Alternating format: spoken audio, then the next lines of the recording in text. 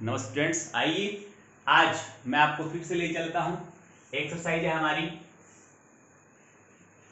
5 miscellaneous, 5 विविध प्रश्नमाला की बात कर रहे हैं हम। और हमने काफी सवाल कर लिए थे, अच्छे सवाल थे। कुछ सवाल और अपन करें जो आपके लिए यूजफुल हो। तो आज की क्लास में जरा देखिए, हमने लास्ट क्लास में 5वीं विविध प्रश्नमाला के 15, 14, 13 ये सवाल मैंने आपको बताए थे। बड़े सवाल थे, बहुत ही शानदार सवाल थे। अब मैं 12वें नंबर के सवाल करता हूँ। एक समांतर श्रेणी है 20, सवा 19, 18.5, पौने 18, इस तरह से एक एपी है का कौन सा पद, बहुत बड़ा सवाल है, प्रथम ऋणात्मक पद होगा। देखो स्टूडेंट्स, ये तो डायरेक्टली हमें पता नहीं चलता कि प्रथम कौन सा पद ऐसा होगा जो ऋणात्मक होगा। यानी जब एपी घटती है, 20 है, 17 है, ऐसे मतलब 14 है, 11 ऐसे घटते हुए जाती है, तो कौन सा पद ऋणात्मक होगा। इसके लिए सबसे बेस्ट तरीका ये होता है कि आप सबसे पहले ये पता करो कि कौन सा पद जीरो होगा, और जीरो के जस्ट बाद जो आएगा वो ऋणात्मक होगा। सीधी सी बात है। अब इसमें एक बात और ध्यान रखनी है कि कौन सा पद जीरो होगा। तो मान लो कोई पद जीरो हो ही नहीं, इसका आपका आंसर पॉइंट में आ रहा है। मान लो 13 पॉइंट समथिंग आंसर आ रहा है आपका। जब आपने ऐसा कहा, माना इसका एनवा पद जीरो हो जाएगा, या माना इसका एनवा पद जीरो होगा, ये मानते हुए आपने हल किया, तो एन का उत्तर मान लो 13 पॉइंट समथिंग आया, कुछ भी आया होगा, 13 पॉइंट कुछ आया। यानी जो जीरो है वो 13 पॉइंट समथिंग पर आ रहा है, 13 नहीं है, 13 पॉइंट समथिंग है। कौन? जीरो। तो पदों की संख्या पॉइंट्स में तो होती नहीं, तो 13 पॉइंट समथिंग जीरो का आंसर आ रहा है। इट मींस जब 14वां पद आएगा वो कंप्लीटली नेगेटिव होगा। मान लो जीरो मानने पर एन का मान 9 पॉइंट समथिंग आया, इट मींस 10वां पद फर्स्ट नेगेटिव टर्म होगा। तो मैं ये मानते हुए ही यहां से काम स्टार्ट करता हूं। तो सवाल क्या है पहले वो लिखता हूं। एक विविध का 12वां सवाल है और कह रहा है एक समांतर श्रेणी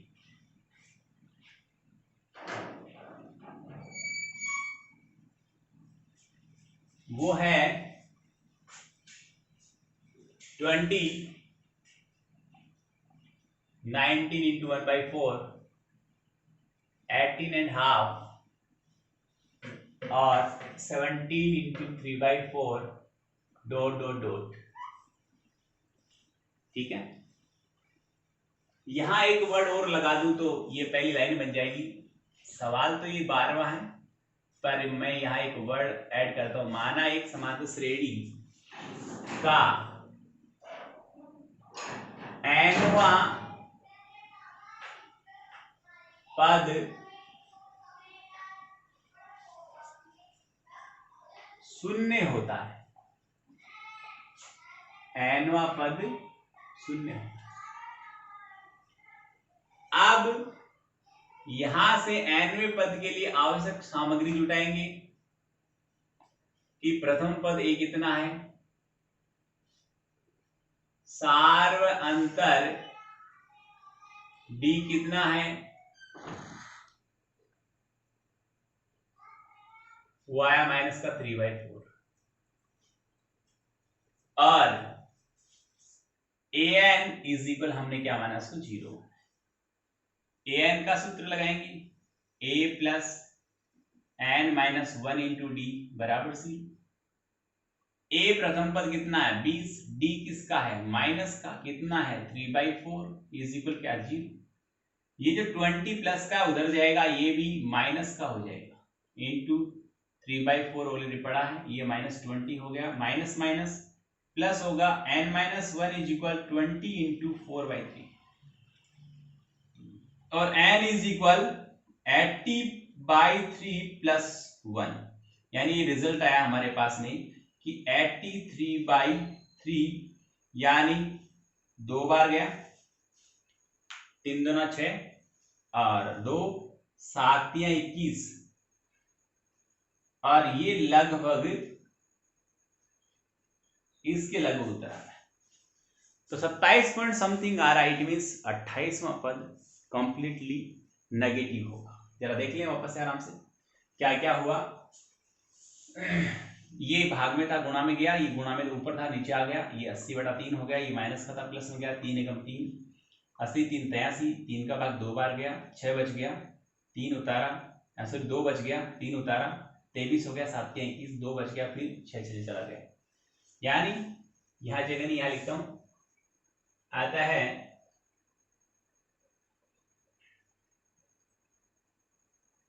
दी गई समांतर श्रेणी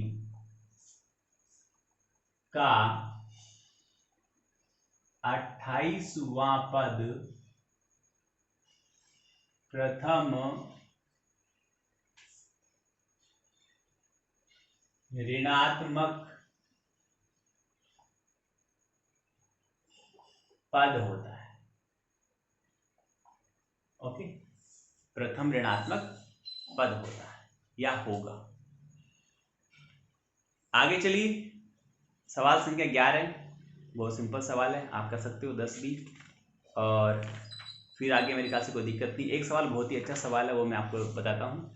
9वां सवाल कह रहा है एक समांतर श्रेणी के 3 क्रमागत पद 5/4 4/5 a 2 है तो a का मान। बहुत बढ़िया सवाल है, छोटा सवाल पर अच्छा सवाल है। देखिए कि 9वां सवाल, एक समांतर श्रेणी के 3 क्रमागत पद 4/5 a 2 है तो a का मान बताना। 2 है तो मैं आपको बताऊं स्टूडेंट्स का ध्यान देना कि मान लो ये 3 पद, ये एक्सप्लेन कर दूं मैं कि यदि 3 पद a, b, c समांतर श्रेणी में है तो पहले दो पदों के जोड़, सॉरी पहले और तीसरे पद के जोड़ का आधा बीच वाले पद के बराबर होता है, या फिर बीच वाले पद का दोगुना पहले और तीसरे के योग के बराबर होता है। 3 पद है तो इन पहले और तीसरे का जोड़ का आधा करेंगे तो बीच वाला आ जाएगा, या बीच वाले का दोगुना करेंगे तो पहले और तीसरे के जोड़ के बराबर आ जाएगा। ये एक स्टेटमेंट आप ध्यान रखें। तो इसको मैं यहां हल करता हूं, ऊपर जगह नहीं है, तो इसके अनुसार a+c/2 बराबर b, या b का दुगुना a+c के बराबर होना चाहिए। यानी a+c का मतलब पहला और तीसरा, तो पहले और तीसरे का जोड़ बीच वाले के दोगुने के बराबर होता है। पहला तो हो गया ये, तीसरा हो गया ये, और ये हो गया 2a। आगे चलाते इसको, ये 5 दूना 10 और 4 14/5 और बराबर 2a हो गया। a का मान निकालेंगे तो 14/5 × 2 हो जाएगा, यानी 7/5 इसका उत्तर हो गया। अच्छा सवाल है, छोटा है पर बढ़िया सवाल है। तो स्टूडेंट ये मैंने आपको 5वीं विविध प्रश्नमाला के मोस्ट सवाल आपको बताए हैं, और एक सवाल मैंने आपके लिए छोड़ा था 5.3 का 10वां सवाल, शायद आपने किया होगा, आपको आ गया होगा, अच्छी बात है। नहीं आया तो मुझे लग रहा है कि अच्छा सवाल है, बोर्ड एग्जाम में आया हुआ, इसलिए एक बार मैं इसको एक बार एक्सप्लेन करता हूँ, जरा गौर से देखिए।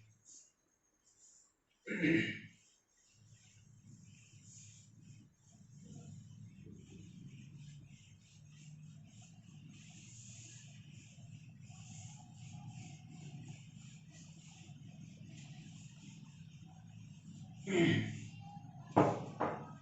एक उत्पादनकर्ता टीवी सेट्स बनाता है, टीवी सेट का उत्पादन करता है, और वो तीसरे वर्ष में उसने 600 टीवी सेट बनाए और 7वें वर्ष में 700 टीवी सेट बनाए। तीसरे में 600, 7वें में 700।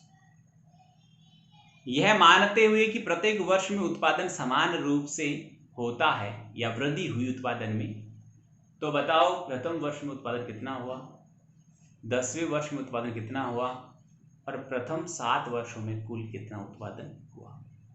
सवाल वापस सुन लें एक बार। तीसरे वर्ष में 600 टीवी सेट बनाए, 7वें वर्ष में 700 टीवी सेट बनाए। आइए मैं लिखता हूं कि ये एक्सरसाइज 5.3 का 10वां सवाल है। यहां लिखेंगे सवाल की प्रतिबद्धता के अनुसार, और कुछ नहीं लिखूंगा मैं, और सीधा सवाल पे जाऊंगा ये लाइन लिखने के बाद, क्योंकि इससे सब कुछ आ गया। प्रतिबद्धता के अनुसार सवाल पे जाऊंगा। तीसरे वर्ष का उत्पादन, वो आया 600। तीसरे वर्ष का मतलब होता है A3 = 600, और A3 मीन्स होता है A + 2D = 600। फिर 7वें वर्ष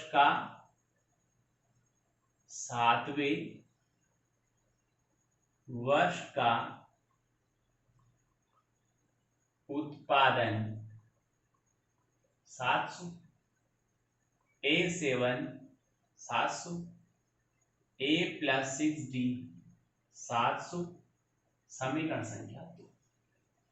फिर जब ऐसे समीकरण बनते हैं तो मैंने आपको स्टार्टिंग में बताया समीकरण 1 व 2 को हमेशा ही घटाना है, जोड़ना नहीं, घटाने पर।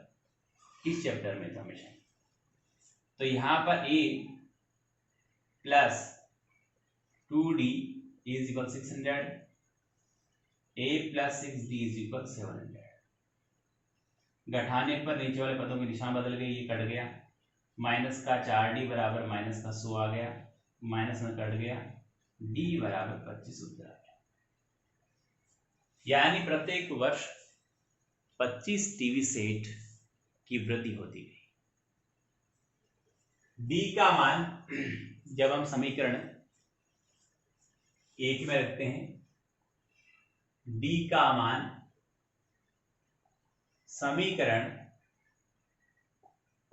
1 में रखने पर वो है हमारे पास में A + 2D। ये पढ़ा देखिए, A + 2D बराबर 600 है, D का वैल्यू 25 है, बराबर 600। A + 50 बराबर 600, A बराबर 550। यानी प्रथम वर्ष का उत्पादन आता है, प्रथम वर्ष का उत्पादन 550 टीवी सेट है। अब नेक्स्ट क्वेश्चन है इसका कि 10वें वर्ष में कितना उत्पादन हुआ। ये तो फर्स्ट क्वेश्चन का आंसर था। सेकंड है इसका 10वें वर्ष का उत्पादन। 10वें वर्ष मतलब 18, A + 9D हमें फाइंड आउट करना है। A हो गया 550 और D आया हमारे पास 25। 9 × 25 मतलब 225। 18 बराबर 500 50 प्लस 200 25 8 बराबर 775 टीवी सेट उसने 10वें वर्ष में बनाए। फिर पूछ रहा है कि प्रथम 7 वर्षों में कुल कितने टीवी सेट बनाए। कुल मतलब योगफल याद करना, थोड़ी जगह कम है, मैं यहां से इरेज करता हूं। तीसरे क्वेश्चन का आंसर, प्रथम 7 वर्षों में कुल उत्पादन, वो आएगा S7 is equal 7/2 braces 2a plus 6d, यानी n-1d होता है। S7 7/2 a प्रथम पद यानी पहले वर्ष का उत्पादन 550 था। 6d का वैल्यू 25 आया। S7 इज इक्वल 7/2, ये 1100 हो गया और 25 का 150 हो गया। 7/2 गुणा 1250, 2 का भाग 7 गुणा 625, यह आ गया हमारे पास 4200 और 175 4375 इसका आंसर है। 4375 इसका आंसर है, यानी प्रथम 7 वर्षों में कुल उत्पादन 4375, यहां पर आगे लिख सकते हो टीवी सेट का उत्पादन हुआ। ये था हमारा 5.3 का सवाल संख्या 10, उत्पादन संबंधी सवाल था। बहुत ही अच्छा सवाल था, इसलिए मैंने आपको एक बार बताना उचित समझा। मैं इससे रिलेटेड एक बात और बताना चाहता हूं आपको कि समांतर श्रेणी की जब हम बात करते हैं तो समांतर श्रेणी हो या समांतर माध्य दोनों सिमिलर है, दोनों सिमिलर हैं और इनका जो वे होता है, जो इनका फॉर्मेट जो होता है, इसे फॉर्मेट बोलते हैं अपन, वो क्या होता है, एपी का जो फॉर्मेट है वो a comma a plus b comma a plus 2d comma a plus 3d comma dot dot dot इस तरह का होता है। अब इस पे मैंने जो अभी आपको फॉर्मूला बताया उसको अप्लाई करके बताता हूं कि इसका मध्य पद बराबर 1/2 गुणा प्रथम पद प्लस तृतीय पद, पहले और तीसरे को जोड़ के आधा करेंगे तो उसका मध्य पद आएगा। मैं इन 3 पदों में से मध्य को नजर आ, देखो ये रहा मध्य पद,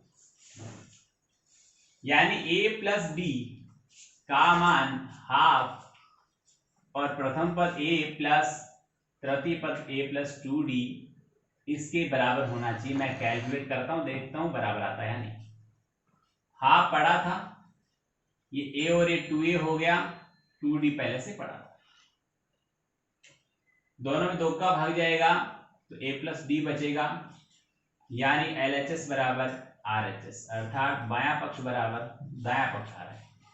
तो सूत्र याद रखें, समांतर श्रेणी के विभिन्न पदों में क्रमागत 3 पदों की बात करें, कोई से भी क्रमागत 3 पदों की बात करें तो उन 3 क्रमागत पदों में मध्य पद का मान उन मध्य से ठीक पहले वाले और ठीक बाद वाले पद के जोड़ के आधे के बराबर होता है।